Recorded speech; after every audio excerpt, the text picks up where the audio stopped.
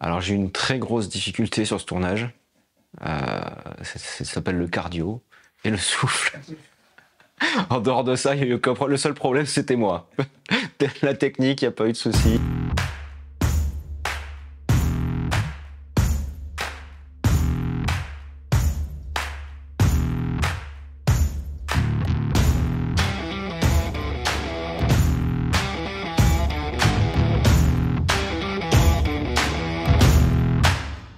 Je m'appelle François Lamoureux, je suis vidéaste et j'ai réalisé le portrait de Nicolas qui est champion de vélo trial pour Nikon et pour tester le Nikon Z9 et les capacités notamment du N-RAW. On a choisi ce lieu de tournage dans les Pyrénées parce qu'il y avait un côté un peu épique et en plus de ça on a eu beaucoup de chance parce que cette dimension épique a été appuyée par la météo qui nous a donné vraiment une lumière qui était assez incroyable et vraiment une dimension vraiment dramatique, une image très bas et une lumière fantastique, ce qui a permis de mettre en lumière en fait les compétences de Nicolas sur son vélo, qui lui aussi est assez incroyable. Olivier s'est occupé du drone avec un drone FPV avec un Z9 dessus. Moi j'avais le Z9 aussi pour filmer tous les plans au sol. Bon, je m'appelle Olivier, je suis pilote de ligne, commandant de bord sur 737 et puis également télépilote professionnel.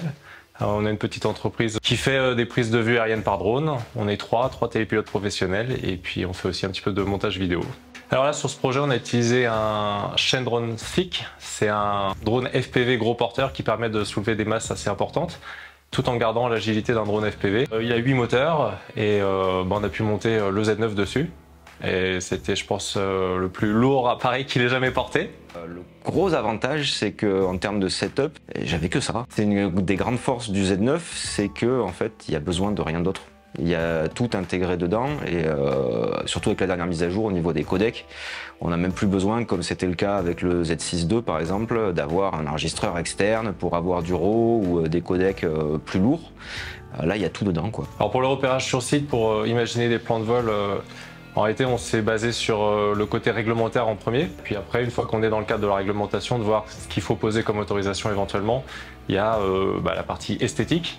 Et là, on avait la chance d'être dans un lieu qui était particulièrement joli. Donc après, on a été repéré le lac d'Estaing, tout par des cartes satellites, puisqu'on est basé en région parisienne. Donc d'abord, et puis après c'était un petit peu la surprise en arrivant pour voir est-ce que ça allait vraiment matcher avec ce qu'on avait imaginé. Ça donnait une ambiance mystique avec cette vallée, ce lac, ces montagnes, ces cascades. J'ai pris beaucoup de plaisir à tourner ça ici. Le Z9, c'était mon 4e ou 5e shoot avec. Donc je commence un petit peu à savoir ce qu'il a dans le ventre. Et notamment, juste avant de partir, je me suis posé la question, est-ce que je prends un gimbal ou pas? Et je me suis dit, ça passe, il y a la stabilisation dedans et tout, ça va aller.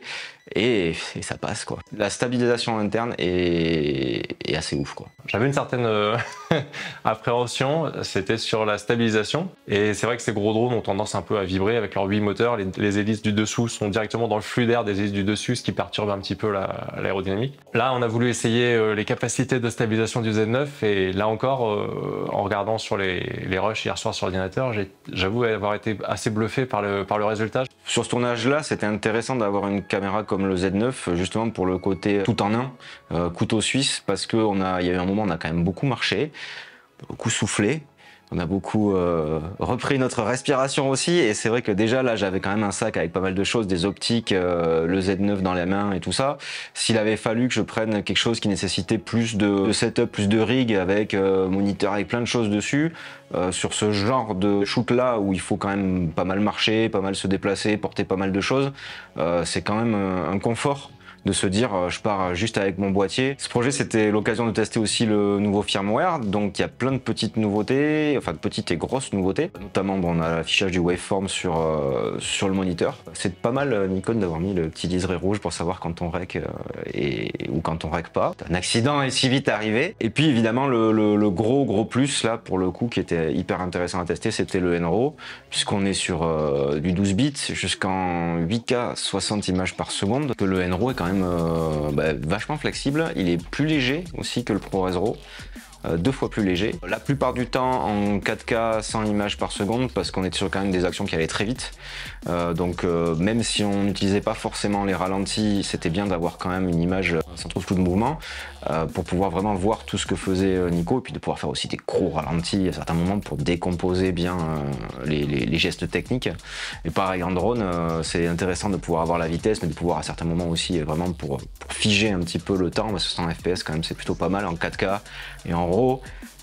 C'est plutôt cool. On a fait un plan en 8K 60 en se disant que ça serait peut-être aussi, c'était sur du drone, possible de recadrer derrière. Et effectivement, on a fait le test. En fait, l'avantage quand même sur de la 8K 60, c'est qu'on peut faire un petit peu de ralenti. Et en 8K, si on zoome 2 fois, bah, on est encore en 4K en fait. Donc il y a très peu de déperdition puisqu'on va pas publier la vidéo en 8K, même si on la shoot. Il y a très peu d'intérêt actuellement à publier en 8K, mais par contre on va publier en 4K. Et le fait de pouvoir cropper depuis la 8K sans déperdition de définition, c'est quand même plutôt cool. C'est un drone de 4 kg lancé à 120 km/h. Je fais pas un dessin, si jamais ça percute quelqu'un, les dommages peuvent être réellement très importants. Donc voilà, on avait délimité, on était nombreux, certains balisés d'un côté, de l'autre, et il y avait que Nico qui était lui acteur, donc effectivement lui on s'approchait beaucoup plus de lui, mais sinon on était très vigilants sur des irruptions de tiers qu'on n'aurait pas pu voir. Moi quand j'ai le masque d'immersion, je peux pas voir exactement ce qui se passe dans mon environnement proche, donc un deuxième télépilote qui est à côté, qui lui a les yeux hors du casque d'immersion, et donc qui peut repérer beaucoup plus facilement si quelqu'un s'approche. Vous voyez, c'est vrai que j'appréhendais un petit peu, évidemment, c'est rien que par le coût de cet appareil, la masse que ça représente, c'est quelque chose qui était plus lourd que ce à quoi je suis habitué. Donc forcément, il y a une petite appréhension en se disant comment ça va réagir, etc. En pratique, finalement, j'ai été vraiment très agréablement surpris. L'ensemble fonctionnait vraiment parfaitement. Une fois passé l'appréhension du premier décollage et des premiers tests, en fait, on se retrouve avec un drone qui vole quasi normalement et on oublie, on oublie la masse, on oublie le prix et puis on se fait plaisir, on essaie de faire des plans les plus propres possibles. Au niveau de l'optique montée sur le Z9, c'était un 14-30, on l'a utilisé avec la focale 14. L'intérêt c'est d'avoir un plus grand angle et ça permet de retravailler éventuellement après le cadrage. Le cadrage et le pilotage sont liés forcément en FPV. On ne peut pas bouger une gimbal qui va réorienter le cadrage en vol. Donc il faut à la suivre les contraintes du cadrage, mais également les contraintes aérodynamiques du pilotage. Donc c'est un petit peu plus technique.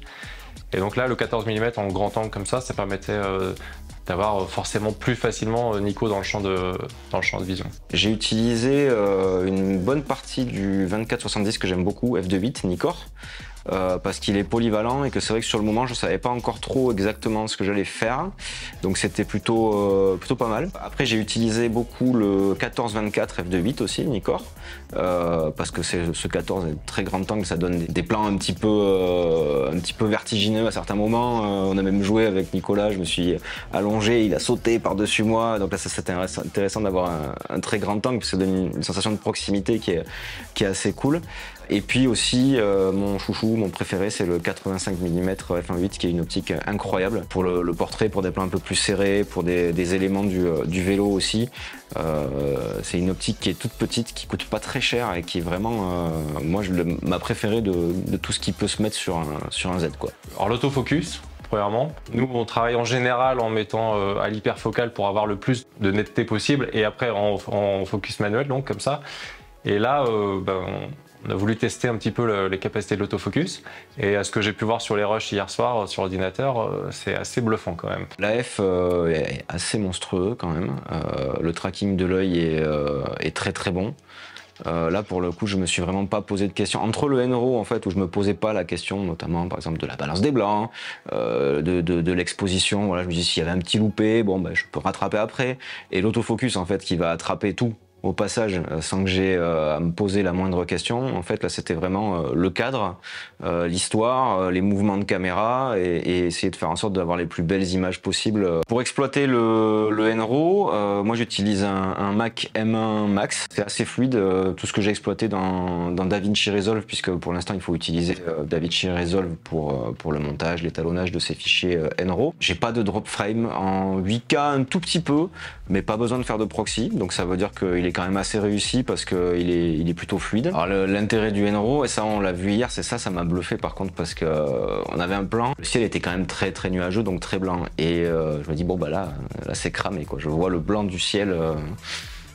Je récupérerai pas ça. Je suis allé dans les ajustements, dans les molettes, j'ai baissé un petit peu mes highlights et je m'attendais en fait dans ma waveform à avoir le fameux plateau des lumières cramées et le truc qui descend avec le plateau. Et en fait, ma grande surprise quand c'est descendu, j'ai vu la forme d'onde se dessiner et vu qu'en fait il n'y avait rien de cramé. Donc on a une plage dynamique qui est assez ouf. On a la possibilité aussi de gérer plein de choses en post-prod comme l'exposition, la température, les contrastes, les hautes lumières, les basses lumières, la teinte. Donc il y a plein de choses qu'on peut retravailler en post-production. Et là on va pouvoir choisir ces informations après le shooting. Ce qui est quand même un gros confort. Surtout pour des shoots comme ça qui sont assez run and gun où des fois on a la lumière dans les yeux, on pense que l'expo elle est bonne, on a le waveform, on a tout, puis en fait on a un tout petit peu surexposé. Là il suffit en fait dans les métadatas de venir un petit peu rebaisser l'exposition pour récupérer son plan comme on aurait dû le shooter en fait. Alors la 8K ça peut être intéressant dans plusieurs cas, notamment sur ce plan de drone qu'on a filmé là pour pouvoir avoir quelque chose d'un petit peu plus cinématique entre guillemets. Ça peut être sympa pour recadrer. C'est un format qui est future-proof quoi, c'est-à-dire que là actuellement on lit très peu de choses en 8K, mais le fait d'avoir un boîtier qui est capable de le faire, ça veut dire que dans 5-6 ans il sera pas obsolète quoi.